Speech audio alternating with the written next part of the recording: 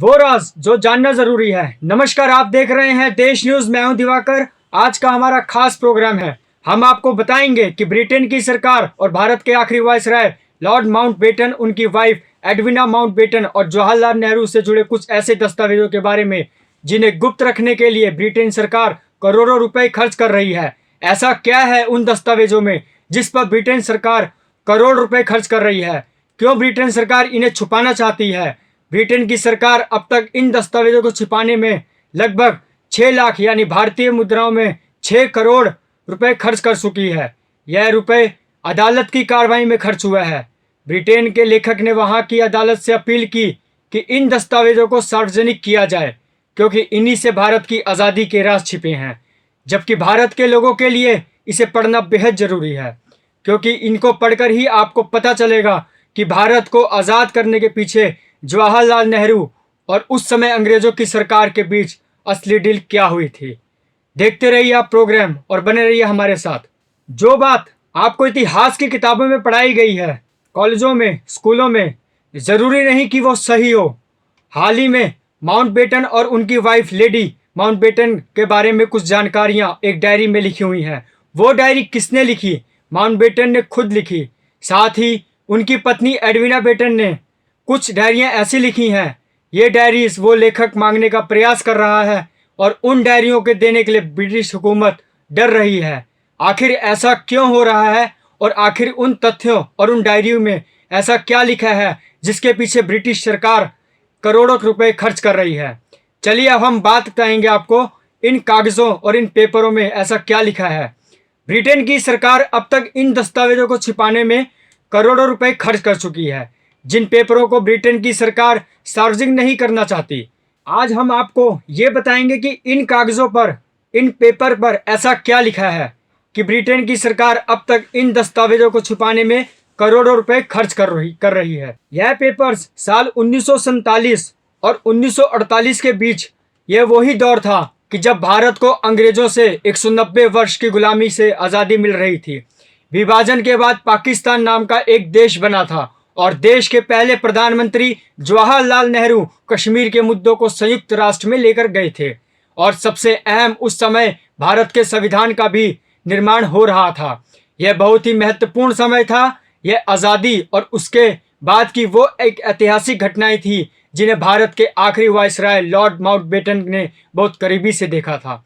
और इस प्रक्रिया को बहुत ही महत्वपूर्ण हिस्सा था। माना जाता है कि उन्होंने अपनी डायरी में कुछ ऐसी बातें लिखी जिनका जिक्र ना तो उन्होंने कभी किया और ना ही ब्रिटिश सरकार ने सन 1979 में उनकी मृत्यु के बाद ऐसा होने दिया। सोचने में थोड़ा अजीब सा लगता होगा। हम में से कुछ ऐसा सोच रहे होंगे कि आखिर ये डायरी कहाँ है, क्या है इस डायरी का राज जिसे जानना जरूरी है। एक यूनिवर्सिटी जहां माउंटबेटन की ये डायरीज रखी हुई हैं, वहां से बाहर ना निकालने की शर्त पर बातें हो रही हैं। पहले हम बताना चाहेंगे कि माउंटबेटन और उनकी डायरी में लिखी कुछ बातें। लॉर्ड लुईस माउंटबेटन को भारत का आखिरी वायसराय नियुक्त किया गया था। भारत में इनकी नियुक्ति 20 फरवरी 1947 में हुई थी और कहा जाता है कि यह भारत के आखिरी अंग्रेज अफसर थे। भारत की आज़ादी की तारीख असल में अगस्त 1948 डिसाइड की गई थी, लेकिन इन्होंने उसे एक साल पहले कराते हुए 15 अगस्त 1947 कर दिया था, क्योंकि जब ये भारत आए थे तब इनको यह कहकर भेजा गया कि इन्हें भारत को आज़ाद करने आना है। अब आप ये सोच रहे होंगे कि किसी व्यक्ति के ऊपर ब्रिटिश हुकूमत को इतना विश्वास कैसे था कि इस व्यक्ति को भारत जैसे देश को आज़ाद करने के लिए भेज दिया। सबसे हैरानी की बात जो मैं आपको बताने जा रहा हूँ वो ये है कि जो ब्रिटेन की महारानी हुआ करती थी, क्वीन विक्टोरिया, ये उनके पड़पोते थे। हम इनको बेशक माउंटबेटन के नाम से जानते हैं, लेकिन इनका ब्रिटिश राजघराने से सीधा संबंध था। वह इसीलिए इन्हें इतनी महत्वपूर्ण जिम्मेदारी दी गई थी। जिम्मेदारी यह थी कि भारत में जाएं और भारत को हमसे मुक्त करके आ जाएं। लेकिन हुआ कुछ उल्टा। जब यह भारत आए, इन्होंने जिन्ना, नेहरू, गांधी जी के साथ एक मॉडल समझाया और उन्हें कहा कि हम ब्रिटिश आपको छोड़कर चले जाते हैं, लेकिन आप लोग मिलकर एक राष्ट्र के रूप में रहें। और यही मॉडल भारत भी चाहता है और सभी लोग चाहते हैं। मतलब भारत में जो उस समय नेता थे वो भी यही चाहते थे। कहने का अभिप्राय कि अगर जिन्ना चाहते कि मुस्लिमों के लिए अलग देश हो तो वो बना दिया जाए, लेकिन उस देश के अंदर विदेशी संबंध, रक्षा और संचार, यह तीन व्यवस्थाएं अखंड भारत के रूप में एक ही देश के पास हो विद ग्रेटर ऑटोनॉमी। अगर पाकिस्तान को कहा जाए कि सारे डिसीजन खुद ले सकते हैं तो केवल तीन चीज़ों को छोड़कर, एक डिफेंस, दूसरा देश के विदेशी संबंध और तीसरा संचार, यदि ये तीनों चीज़ें एक ही देश के पास जाएं तो मुस्लिम के लिए कोई अलग हिस्सा बनाने के लिए कोई एतराज़ नहीं होगा। इस नीति को लेकर आए थे माउंटबेटन। देश को तोड़ने से बचने के लिए यही मॉडल तैयार किया था, लेकिन जिन्ना को यह मंजूर नहीं था। वो चाहता था कि उसका एक अलग देश होना चाहिए, साथ ही यह तीन मुद्दे भी पाकिस्तान के लिए अलग से चाहिए। यही हुआ था तो माउंटबेटन ने जिन्ना की जिद के चलते इस कार्यक्रम को एक साल पहले ही कर लिया और 1947 में देश को विभाजन हो गया, जिसके बाद ब्रिटिश सरकार ने कहा हमारा इंडिया से हुकूमत हमने हटा दी है, तो माउंटबेटन ने यही काम किया था। अब हम आपको बताते हैं कि माउंटबेटन की वो डायरी जो वर्तमान में चर्चित में है, इस पूरे मामले की एक कड़ी है। वो कड़ी ये है कि ब्रिटेन के मशहूर इतिहासकार एंड्रयू लोनी, जो माउंटबेटन और उनकी पत्नी पर एक पुस्तक भी लिख चुके हैं, उन्होंने ब्रिटेन के सूचना के अधिकार के तहत ब्रिटिश सरकार से 99.8% दस्तावेज तो हासिल कर ही लिए हैं, लेकिन ब्रिटिश सरकार के कुछ पेपर्स ये कहते हुए देने से इनकार कर दिया कि अगर ये चिट्ठियां, डायरी सार्वजनिक हुई तो ब्रिटेन से भारत और पाकिस्तान के संबंध और रिश्ते खराब हो जाएंगे। वहीं 1948 तक लॉर्ड माउंटबेटन भारत के गवर्नर जनरल बने रहे। उस समय भारतीय सेना के कमांडिंग जनरल भी अंग्रेजी मूल के राय भूषण थे।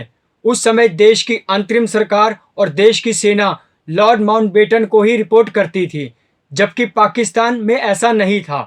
पाकिस्तान के पहले गवर्नर जनरल खुद मोहम्मद अली जिन्ना बने थे और सेना की कमान भी उन्होंने अपने पास रखी थी। इससे पता चलता है कि आज़ादी के दौरान जवाहरलाल नेहरू ने लॉर्ड माउंटबेटन को फेवर दिया था और शायद इसके पीछे भी कोई डील नहीं रही होगी, लेकिन पाकिस्तान ने शुरुआत से ही आत्मनिर्भर बनने का फैसला किया, जिनका जिक्र इन चिट्ठियों और डायरियों में जरूर किया गया है।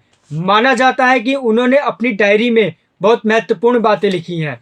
वहीं इस दस्तावेजों में लेडी माउंटबेटन और जवाहरलाल नेहरू द्वारा एक दूसरे को लिखे गए पत्र भी शामिल हैं, जिसके बारे में लॉर्ड लुईस माउंटबेटन की बेटी पामेला लॉर्ड माउंटबेटन ने एक बार ये कहा था कि नेहरू और लेडी माउंटबेटन के बीच गहरे प्रेम का संबंध है।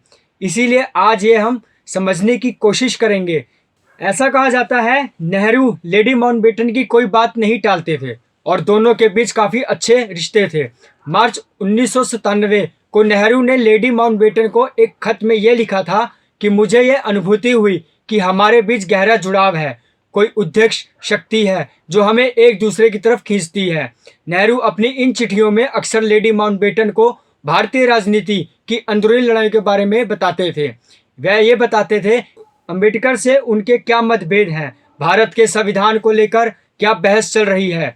आज हम एक सवाल आपके लिए छोड़ना चाहते हैं और वो ये है कि जब देश 15 अगस्त 1947 को आज़ाद हुआ तो लॉर्ड माउंटबेटन और उनकी पत्नी सारे फैसले नेहरू के हिसाब से क्यों तय किया करती थी? क्या ये पहले से तय था कि नेहरू प्रधानमंत्री बनेंगे और लॉर्ड माउंटबेटन भारत के पहले गवर्नर जनरल?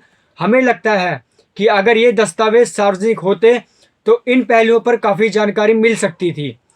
होता क्या है, आने वाले समय में वो कोर्ट के निर्णय से पता चलेगा, लेकिन कुछ तो बात है ब्रिटेन के मशहूर इतिहासकार एंड्रयू लोनी में। उम्मीद होगी कि आज आप सभी को इतिहास के बारे में, कुछ तथ्यों के बारे में जानकारी मिली होगी। देखते रहिए देश न्यूज़। नमस्कार।